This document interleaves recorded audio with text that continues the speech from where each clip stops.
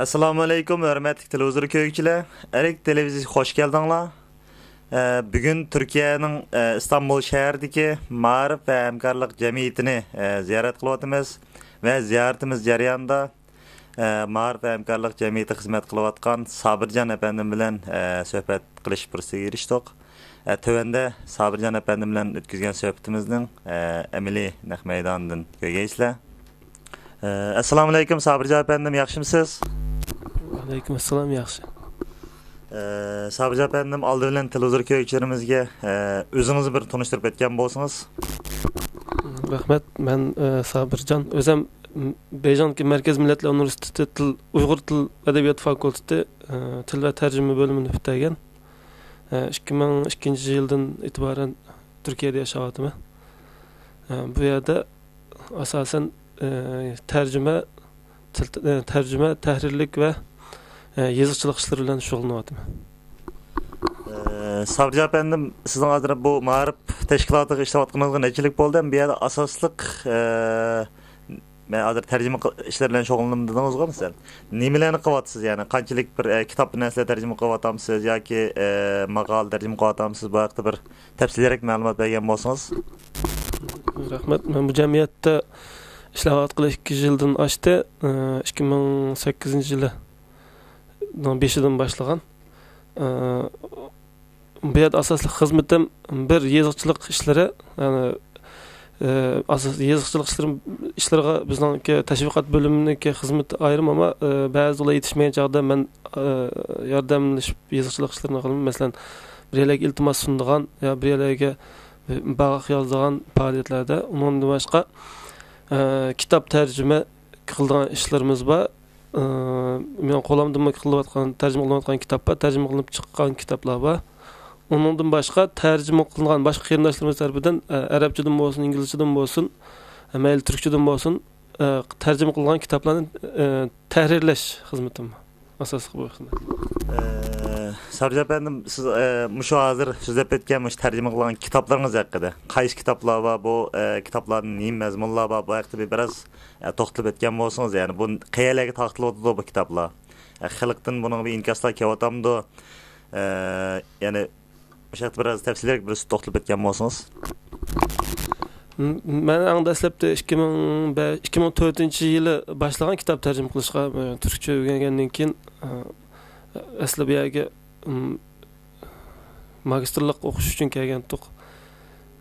Lekin ba'zi sabablar tufaylidan men maktab sirtida qolib qoldim. Bekor to'g'richa maktab saqlash jarayonida bekor to'g'richa ozroq o'zim xizmat qilay deb kitob tarjima qilishga boshlagan. Eng dastlab qilgan tarjima qilgan kitobim Hindistonlik bir mutafakkirning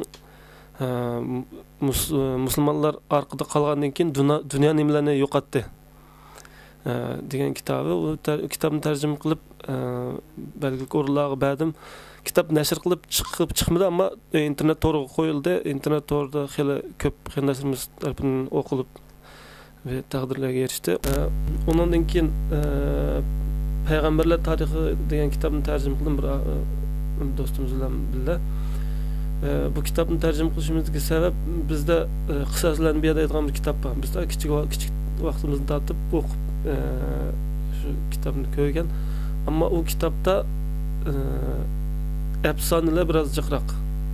Hatta ba'zi payg'ambarlarga din dushmanlarininki efsonalari qaytib o'tilgan, aralashtirib o'tilgan. Şunun bu xatolarni tuzatish uchun payg'ambarlar tarixini tarjima qilish ehtiyojı his qildik. Uni tarjima qilib, uni o kitob nashrdan chiqdi. Undan keyin payg'ambar alayhisolamninki hayoti to'g'riliq angliyalik bir yozuvchi kitobi Turkiyada bek da'vat qozongan, bek olqishga erishgan, 40 necha hatto 50 necha qitim qayta nashr qilgan kitobdi. Uni tarjima qilib, u nashrdan chiqdi. Ondan başqa qo'limda hozir tarjima qilib 20 ga kelgan bir kitob bor, u tarjimasi tugmadi. Ondan sirt o'sha kitob nashr qilayotgan nashriyatlarning nurg'un kitoblarini mayli mazmun jihatim bo'lsin, mayli imlo jihatim bo'lsin, tahrirlikka tuzatish ishlarini qildim desam bo'ladi. Sabircan əpəndim, hazır siz deb etken bu İngilizlik yazğıcının yazgan, Muhammed İslam haqqında yazgan kitabı Qaya taqtildi bunun Uyg'urchasini kishilar nereden topalaydi? Vaqti bir. O kitap asaslığı Arap devletlerinde besildi ama Türkiye'de taqtildi. Hazır kolumuzda kalmadı o kitaptan. Çünkü biraz sani az besilganlık için kolumuzda kalmadı ama qaytadan besilmoqchi. O kitap Uyg'urcha mı? Uyg'urcha. Türkçeden Uyg'urcha tercüme qilgan. Uyg'urcha qayta besilmoqchi. Qayta nashr tayyorlayapmiz. Sabriz efendim siz bu hazır davatsız şu Türkiye'deki nurgun yani kitap tercüme kılıvatkan yani bu kitap tarqıtıvatkan neşriyatlarının bu tercüme tahrirlik hizmetlerini kıvatımende. Siz bu tahrirlik kılış jarayonida nimelerni es kıvatsız şu Uyg'ur tilida mesela imla yoki bir jihatlardan nimelerni es kıvatsız? Men kitaplarni tahrirlash jarayonida shuni his qildimki Uyg'ur tilida bizning qarindoshlarimiz Arabchani, inglizchani, masalan Turkiyada yashaganlar turkchani shundoq yaxshi biladi. Hatto yerlik xalqdan obdan bildi degidek qarindoshlarimiz bor. Ammo Uyg'urchaga kelgan chaqda hammasi chala. Yerim yata. Nurg'un qarindoshlarimizning har xil tillardan tarjima qilgan kitoblarini ko'rdim. Odam o'qib bir mazmunni chiqarg'ili bo'lgan kitap az. Nemishqa desa bizning qarindoshlarimiz azaldan Uyg'ur tilida to'liq ma'lumotga ega emas. Uyg'ur tili degan bir til deganda so'zlash bilan ham o tilni bilganlik bo'lmaydi, hisoblanmaydi. O tilni yeziq tili bo'lib Uyg'ur tilining yeziq tili bilan eg'iz tili bek farqlanadi. Biz eg'izimizni so'zlagan narsani kitobga yozib qo'ysak, o adabiy til bo'lmaydi, o eg'iz tili bo'lib qoladi. Ba'zida kulkilik narsalar kelib chiqadi, ba'zida bir xil tragediyalik bir narsalar kelib chiqadi. Hatta bu to'g'riliq bizda misollarminjaq bir tal pashni o'rnini almashtirib qo'ysa bir g'alati ishlar kelib chiqqandek unda misollarni aytib ko'p. Lekin biz buni faqat diqqat qilmaymiz. Bo'lib dunyoda bu ishga diqqat qilmaydigan bizdek millat yo'q bo'lishi mumkin. Men nurg'un haqinki masalan xitoychani o'rgandik ayni vaqtda undan keyin inglizcha o'rganib baqdik. Ondan keyin Turkiyaga kelib turkcha o'rgandik. Masalan Turkiyani ilib bilsak, Türk xalqi eg'izdan nima chiqsa, shuni yozadi, yeziqda nima bo'lsa, shuni o'qiydi. Shu bitti. Ammo biz undaq emas. Biz kitobga bir nima deb yozsak, eg'izimizda ya bir harflarni tushirib qo'yamiz, ya bir yerlarni qo'shib o'qiymiz. Unda bo'lgandan keyin tilimiz tabiiy holda shuni ko'nib qilib, keyin bir narsa yozgan chaqda, tarjima qilgan chaqda shu peti yozib qo'ygan odatimiz va xuyimiz bor. Buni qat'iy o'zgartmasak bo'lmaydi. Men shu kitoblarni tahrirlash jarayonida haqiqatan bu masalaning bizda bek og'ir ekanligini his qildim. Ammo buningki sabablarini bir necha turli deb qarashga bo'ldi. Birinchisi bizning ma'rifimizning qanchalik saviyada ekanligi. Hozir texmo qo'shtil ma'rifi deb texmo Uyg'ur tilini texmo puchaklashtirib ketib bordi.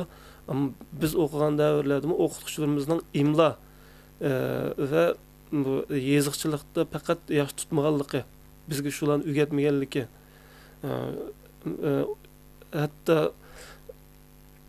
ba'zi xatoliklarni tuzatib o'tib qo'ymaganligi sababidan bunda og'ir masalalar kelib chiqyapti.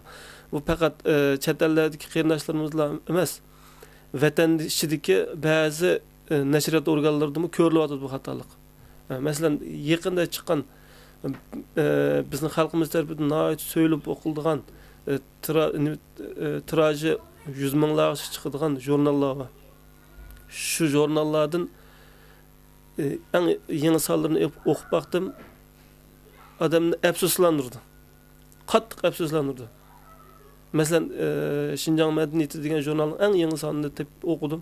Qattiq afsuslandim. Nimishqa tili bek puchak. İmla ajoyib xato.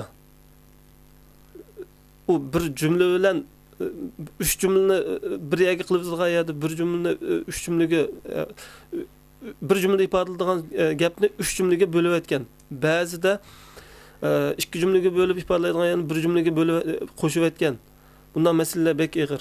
bu nemadan kelib chiqdi? Shu yerda ishlayotgan odamning birisiga ixlosining yo'qligi, yana biriga noahli insonlarni o'rlashtirganligi. Masalan, xalq nashriyatidan chiqqan kitoblarni o'qib baqdim. Shunda dangliq yozuvchilarimizning kitoblarini nobud qilib o'tibdi. Nobud qilibdi. Shu asl to'g'ri yozilgan narsalarni tahrirlash jarayonida xato yozib, endi kitobning mazmunini pek puchaklashtirib aytgan ishlar pek ig'ir ko'rilyapti bizning. Shunlashqa oldi bilan o'zimizning tilimizni mukammal o'rganishimiz lozim. O'zimizning tilimizni, xalqning tilini qanchalik mukammal bilib ketsakmi, o'zimizning tilimizni yaxshi bilmaguncha bu qilgan xizmatimiz o'zimizga emas, shu haq qilgan xizmatimiz bo'lib qoldi. Bu vaqtda bizning davomiz yolg'on hisoblanadi. Sabzi efendim, bu şu chet eldeki Uyghur neşriyatçılarımız var hem de hazır kitaplar neşr qiladi, kitaplarni o'tirib chiqaradi. Bular haqida mesela nimalarni o'ylayapsiz? Bu kitaplarni chiqayotgan kitaplar hozir siz ba'zilariga yordamlarni qilyapman deyapsiz. Bularda qandaq bir yana boshqa bir masalalar sodir bo'latamdi, ya'ni bularmi bir hozirgi istagandek vatanga o'xshash ko'ngil bilmayli chiqarayotgan ishlarmi jiqmi yoki hammasi sizlarga o'xshash o'qib kelgan mushuk kasb ahli bolalar bilan hamkorlik qilyapamdi. Mesela bunun bir xatoliklar bormi chet eldagi nashriyatchilarimizda? Bu chet eldagi nashriyatlarimizda texmi ig'ir bu ahvol. Men mening xuyum shu, kichigimni tortib xuyum shu, kitobni elib bosh betini echiblam, eng oldi bilan qaradiganim imlosi. Imlosi xatolik bo'lib qolsa, u kitob mening nazarimda tushib ketadi. Mazmuni qancha yaxshi bo'lsin. Men shuningga kitobning imlosiga, shakliga bek ahamiyat berma, jumlaning qurilmasiga. Chet eldagi matbuotlarda nashr qilinayotgan kitoblarimizning to'lisi oldiroq sonliq bilan chiqyapti. Yaxshi mazmunlar ko'payyapti, kitoblarimizning temasi olyapti, texmi ko'p nashr qilinayapti yildan yilga kitoblar. Ammo bu ish oldirab qiladigan ish emas. Bu ishlar bir kitob deganda eng oz deganda 4 qatim, 5 qatim qayta ko'zdan kechirib, qayta sinoq nusxa chiqarib, xatolikni eng oz saviyaga tushirish kerak. Shunda qilgan chaqda bizning ishimiz taraqqiy qildi. Bo'lmasa xalqimiz bayam degandek xatolik bilan cho'ngib qolg'achqa, u xatolikni ko'maydi, yana shu paytda davomlashtiraverdi. Ba'zilari his qilmaydiganlar bor, his qilmaydigan ko'pinchimiz his qilmaymiz u xatoliklarni, ushoqcha xatoliklarni. Chunki o'qisak tilimizga ravon kelaverdi. Nemishqa biz o'zimiz shunda so'zlab o'rganib qolgan. Ammo bu ishni qilayotgan ilm ahlilari cho'qim bu ishga mas'ul bo'lib, Uyg'ur tilini tuzatishga tirishishimiz lozim. Yana biriga bütün kasbda o'qiyotgan, har qanday kasbda o'qiyotgan kasbdoshlarimiz, xizmatdoshlarimiz, o'quvchilarimiz o'z o'qiyotgan kasbini bir so'z o'rgansa, bir so'zni Uyg'ur tiliga qanday ifodalash va Uyg'ur tilida qanday qo'llanish haqida izlanishga tadqiq qilish kerak. Mening qilgan tavsiyam shu. Sabzi efendim, hozir ham chet elda mesela mening biladiganmi hozir bir necha masalan Şarq Türkistan Hürriyet neşriyatı, mesela Azadlık neşriyatı, Dünya Uyghur Kurultayı'nın neşriyatı, Teklimekan Uyguriye'nin neşriyatı, yani Uyghur tercüme merkezi nurgun, yani tercüme kalan kitaplar ya gezikçilik nesermiş, neşriyatlar mevcut. Siz hazırmış asaslıkmış mağrip teşkilatının kitaplarını ya ki müşahede kıvatkallığı, mesela imla cihetini kıvatamız ya ki mesela bula sizlerle alaka kılsa olağım yardımcı mesela meylik saat cihetinin üzere kilişip ya ki bir şekilde bula başka neşriyatkiler sizge bir tavsiyeni kısa olağının kımı bir üzere imkarlık bulamdı sizde? Bu mening xizmatim. Mening xizmatim tarjima qilish, nashr qilish. Men garchi Sharq Turkiston ma'rif va hamkorlik jamiyati ishlayapman, ammo mening oldimga ma'nosini tuzitib bersangiz deb kelsa, hargiz hech kimni yo'q demayman. Burundan tortib boshqa bayam deb o'tdim, boshqa nashriyatlarning kitoblarini o'qib kelgan. Bir mazgil Uyg'ur tarjima markazini tahrir qilib ishildim. Uyg'ur tarjima markazining nashr qilingan kitoblarga qarsangiz ismim ko'rildi. Hozirmi bu jamiyatning xizmatidan sirtqi vaqtlarimda shularni qo'shib ishlarni qilib kelyapman. Shular talab qilgan vaqtda men qachon tayyor. Rahmat sizga. Rahmat.